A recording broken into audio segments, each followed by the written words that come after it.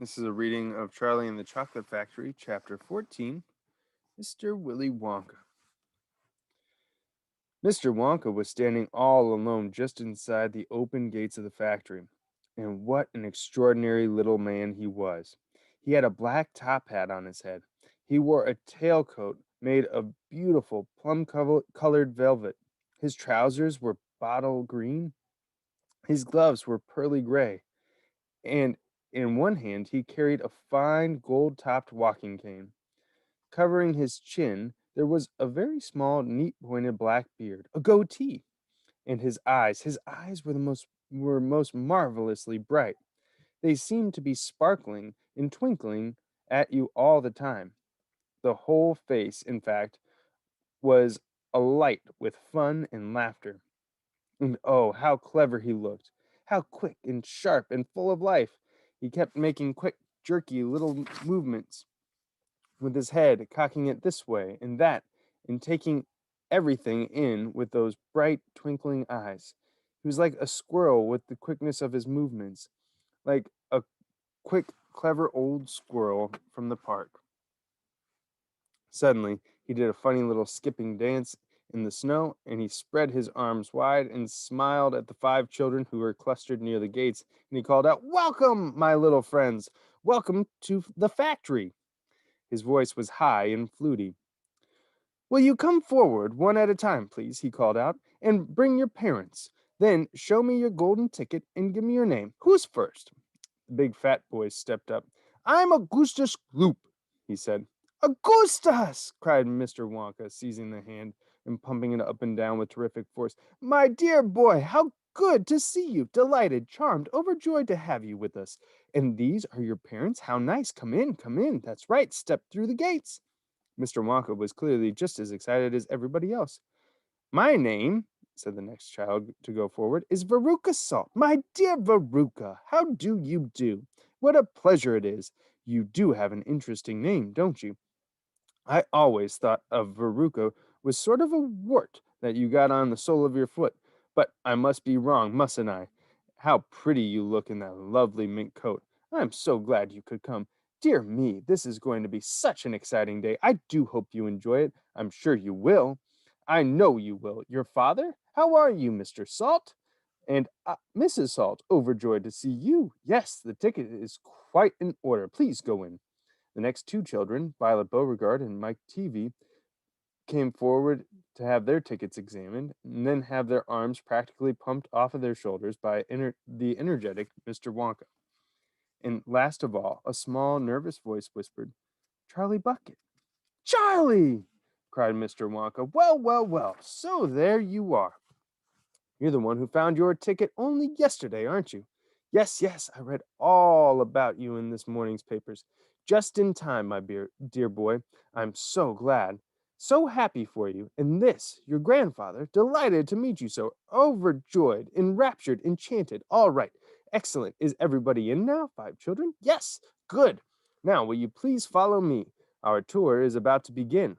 But do keep together. Please don't wander off by yourselves. I shouldn't like to lose any of you to this state at this stage of the proceedings.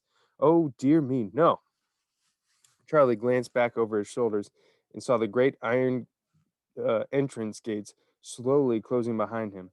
The crowds on the outside were still pushing and shouting. Charlie took a last look at them. Then the gates closed with a clang. All sight of the outside world disappeared. "Here we are!" cried Mr. Wonka, trotting along in front of the group. "Through this big red door, please. That's right. It's nice and warm inside. I have to keep it warm inside the factory because of the workers. My workers are used to an extremely hot climate. They can't stand the cold. They'd perish if they went outdoors in this weather. They'd freeze to death." "But who are these workers?" asked Augustus Gloop. "All in good time, my dear boy," said Mr. Wonka, smiling at Augustus. "Be patient. You shall see everything as we go along. Are we all inside? Good. Would you mind closing the door? Thank you." Charlie Bucket found himself standing in a long corridor that stretched away in front of him as far as he could see. The corridor was so wide that a car could easily have been driven along it. There were walls The walls were pale pink, The lighting was soft and pleasant. Ah, how lovely and warm, whispered Charlie. I know, and what a marvelous smell, answered Grandpa Joe, taking a long, deep sniff. All the most wonderful smells in the world seemed to be mixed up in the air around them.